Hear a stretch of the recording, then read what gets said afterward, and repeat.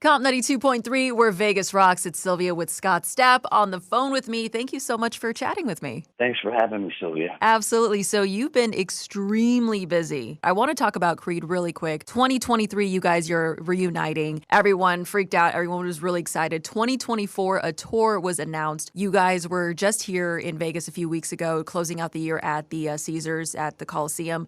What was that conversation like of reuniting? Like, who called who? And did you ever think that you'd be here with your bandmates again? You know, there was a time that I didn't think that things would come together. We began having conversations, I think, in 2020 when we started to notice this kind of viral thing happening organically online. And so, conversations were had, about potentially doing something. And I just felt at the time I didn't want to rush it. I didn't want to just throw something together, and I wanted it to be real. I wanted it to be authentic. I wanted it to be where everyone's heart was in it. I can't really say it was one person or the other. We all kind of were feeling it. Calls were made, then management was talking, and we all just kind of migrated to each other organically, kind of the same way we did in 1994 when we started the band. And then when we got together and started rehearsing, the energy within the band, there was so much love in the room, so much support in the room. We all kind of went from, back in 2001 or 2001, 2, and 3, when we kind of ended our run there, doing multiple nights in the same city in sold-out arenas, having stadiums on hold. We all went our separate ways and started over with our solo careers and our other projects, and we're back out there, splinging it out in clubs and bars. And it's I know it's kind of probably hard for people to believe, but it's true. The other guys did, and I did as well. And it was quite the contrast to what we had just experienced in Creed. But I think it was a necessary thing for us to grow as individuals and human beings, but also to really appreciate what had happened to us, between, 96 and 2000 into 2003, 2004. I think everything happened so fast and so quick on our first 3 Creed records, and the rise to arenas was like 12 months. I think that's not typical. That's unheard of for it to like just catapult. Yeah, it's unheard of, and I think when it happens like that, I think you miss out on what paying your dues does to you in terms of your level of appreciation, your level of maturity, your ability to handle the growth at such a rapid pace when it happens, your gratitude, your gratefulness, your maturity, your understanding of the big picture and your impact. And so I think we kind of did that in reverse. So we had it all, and then went back and paid our dues in reverse. I went back to playing clubs. They were playing clubs. And then here we are all these years later, bigger than we were when we went away in 2004. And so I think all of that contributed to our, gratitude and how we walked in, because we're all much more mature and have a deeper appreciation. And it definitely had an impact on me in my solo career, because I was out there slugging it away on my first 3 solo records, wondering, should I continue? I love playing music. I love doing this. When, it didn't happen like Creed. So initially I was kind of like, well, what am I supposed to do? I love making music, but I just kept at it. And here we are, with Higher Power, breaking the top 10, and now Black Butterfly top 5, and with more music to come. And so it's really been just a complete full circle experience with Creed and my solo career, all kind of peaking at the same time. Yeah, and I want to go back to Creed for a little bit. What's it like seeing the love that Creed is getting, all over again, and a whole new generation is learning about you and becoming a fan? It's probably one of the most gratifying and humbling experiences you can have as an artist. Especially where we all are in our hearts and in our minds and in our spirits today. To see a whole new generation that, never saw a Creed show. Most of them weren't even born when we broke up. I think the numbers, if I'm quoting them correctly, I think over 80% of our tickets sold out of the near million tickets we sold last year were between 18 to 35. So we have a whole new generation of fans. And it's just something that, all I can say is I'm grateful. And I mean that from the bottom of my heart. I understand how rare this is. I have an appreciation for it. And I just want to do it right. And I want to give the fans what they deserve. I want to represent my children and my friends in the best way that I can, so they're proud of me. And leave a legacy that they're proud of. Because, it's no secret I went through my struggles, and they were very public, and at times, very humbling. And so this is an opportunity to kind of end the movie the right way. But I still think the movie's being written. But I think you get what I'm saying by that. I'm talking with Scott Stapp. His album Higher Power is out now. You can hear Black Butterfly right here on KOMP 92.3. Like you said, reached top 5 last week. It's your highest charting solo single to date. So huge congratulations on that. Thank you. And thank you for your support. Vegas has always been behind me, ironically, since day one. So it's awesome to be on the phone with you. Absolutely. So now this album, almost a year old, it definitely does have its religious themes. I know in Creed, it was always like, are they Christian band? Are they not Christian band? But, you're not hiding that. You're not denying anything. What's this freedom like for you? Well, it's liberating in a sense that there's not persecution coming from it.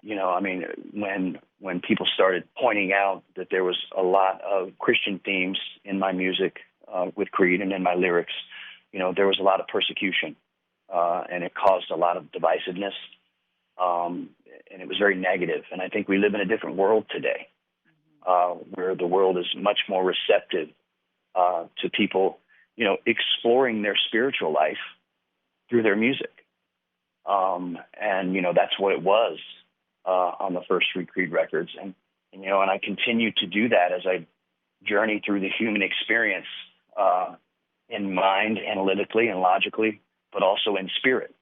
Not every song contains those spiritual and Christian themes, just like with Creed. Creed wasn't a Christian band. I'm just a Christian man, experience, putting my experience, good and bad. I have not always, I've been a backslider. I've been a struggler. I've wandered away from my beliefs and gone out and completely immersed myself in all the things of this world. And I've run from that. But the good thing about the God that I serve is that he's always there to welcome us back when we're ready to come home. And so, that's where I'm at today.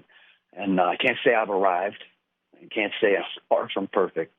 But I tell you what, I'm here today grateful and humbled by all of this, just trying to do the next right thing, just trying to live my life 24 hours at a time, make music that people love to rock to, that's got swagger, that is the epitome of what rock and roll is all about, but also, can kind of tickle the brain and make people think outside of their normal reality and connect with them emotionally in whatever way that they interpret the song. And that's always been my goal, to see that happening with a new generation with Creed and a new generation with my solo work. I've noticed at my solo shows, very young audience.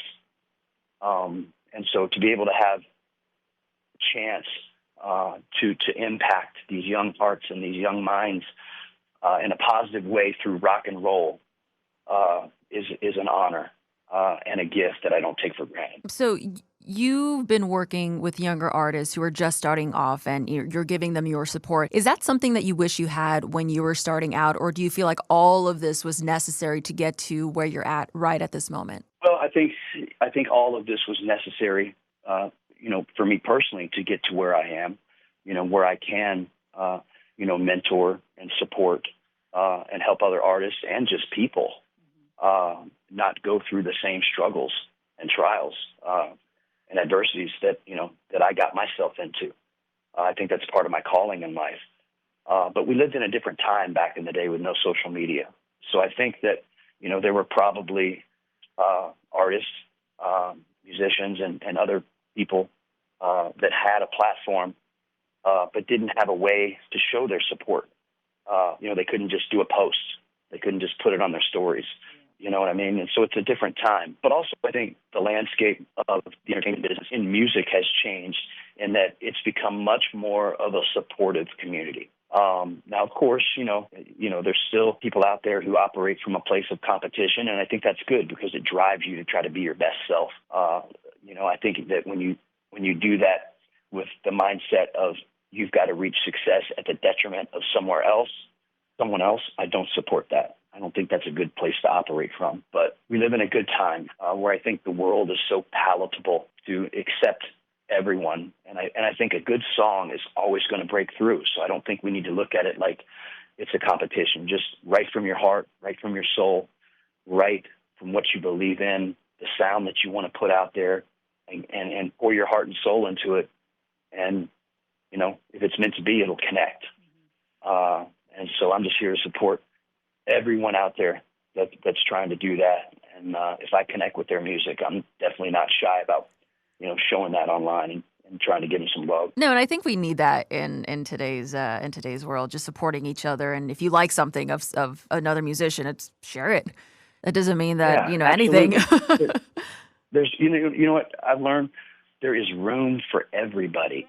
A great song is always going to break through. And just because somebody likes your band or likes your song doesn't mean they don't like other bands. We're in a society where people make their own playlists. When people aren't, the majority of people aren't buying albums anymore. They're buying their favorite songs and putting them together. Now, I would love for people to get back into, buying entire albums, especially when I write from the perspective of telling a story from the first song to the last. So from my standpoint, it kind of isn't the perfect scenario, but it is what it is. And so, I think there's, again, room for everybody, and we all just need to just start showing more love and support for everybody, because I think when you do that, it comes back to you. What you give is what you get.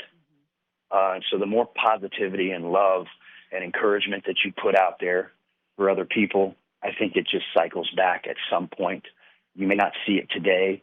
You may not see it tomorrow, but eventually that's going to come back to you. I promise. I'm a living example of it. Now, you've said that you've learned that you can't get overconfident. And I think there's a difference between arrogance and confidence. But can you tell us more about not being overconfident and what that means for you? I think, overconfidence is when you get to a point of complacency. Of course, there's a difference between arrogance and confidence, 100%. I think you need to be confident and passionate is another word I associate with confidence, about things that you want to achieve and do in life. And I think, confidence and passion is contagious, and people are drawn to it. I used to say years ago, passion breeds followers. And I think that healthy confidence does the same. I think those two words are interchangeable at times. I think overconfidence would be complacency, resting on your laurels, not having that same vigor and drive and just purity in your intent. Starting to get grandiose and thinking too highly of yourself. That's when it becomes a detriment. And for me, that's when I've noticed things start to go wrong in my life. Because I think we can all get there, and sometimes we don't even know it. I think you definitely made a good point about the difference between arrogance and confidence. But I definitely think you need confidence to achieve your dreams in life. But I think it's a confidence on the stump or the foundation of humility and gratitude. I don't think you can go wrong with that. What is next for Scott Stapp in 2025? Well, we've got, of course, the Creed Cruise again.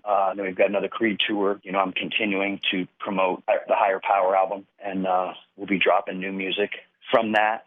and I've got some other stuff going on. I don't want to spill the beans on, Sure. but there's other stuff. There's other stuff happening, and I'll make those announcements when everything is confirmed and ready to roll. So stay tuned. Awesome. Well, thank you so much for taking the time to talk to me. Again, here, Black Butterfly, right here on KOMP 92.3. Higher Power is available now. And, we hope to see you and the boys back in Vegas very, very soon. Hey, thank you so much for your time. I appreciate you.